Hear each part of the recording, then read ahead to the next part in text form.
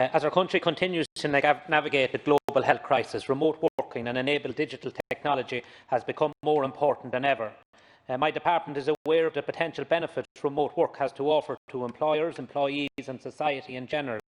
These benefits include increasing participation in the labour market, attracting and enabling talent, enabling balanced regional development, alleviating accommodation pressures, improving work-life balance, reducing the amount of time spent commuting and reducing carbon emissions.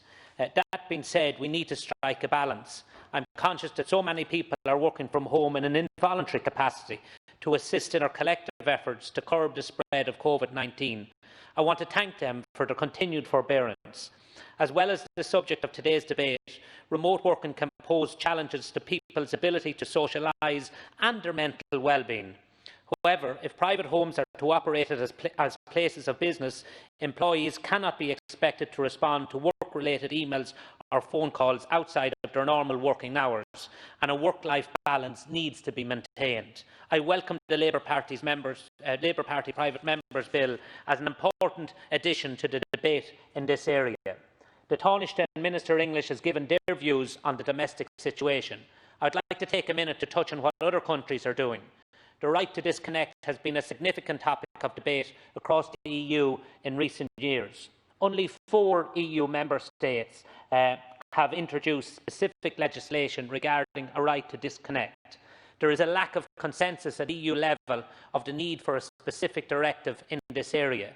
The scope of the legislation and the way it is implemented and enforced varies across different countries, but in all instances, collective bargaining plays an important role, and I think it's important to acknowledge that.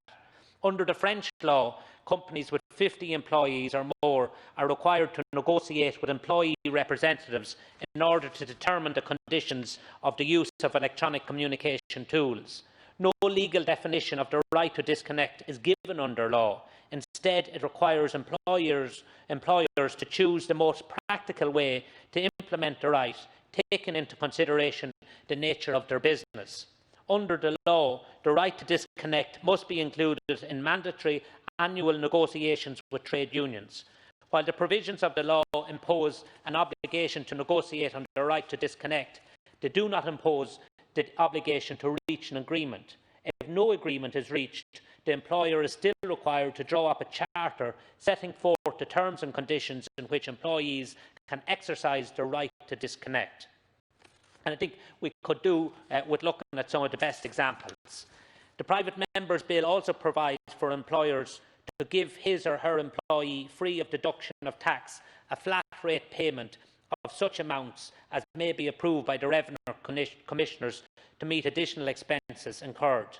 I'd like to advise the deputies that there is already an administrative practice in place that is sufficiently flexible to allow for workers to have their expenses met by employers without giving rise to tax liability. Current value of €320 per day, €16 a week or €842 per annum. This is in addition to the fact that equipment may be provided without giving rise to benefit in kind charge, including the provision of phone lines, broadband facilities where private use is incidental. The tax issue raised more generally will be considered as part of the Department of Finance's examination of the feasibility and merits of changing tax arrangements to encourage more people to work remotely, in line with the commitment in the programme for government. Even before the pandemic, the traditional 9 to 5 gradually given way for more flexible and fluid ways of working. For many employees with customers and colleagues based in locations across the globe and in multiple time zones, the 9 to 5 and the 5:30 working after 5:30 has become necessary as part of the day-to-day work. I am conscious that restrictions to curb the spread of disease means it's mandatory for many people to work remotely who otherwise would not. This underscores the need for a coherent strategy for remote working.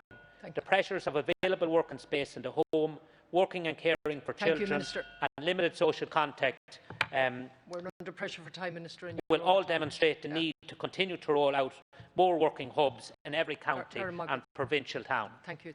And, Labour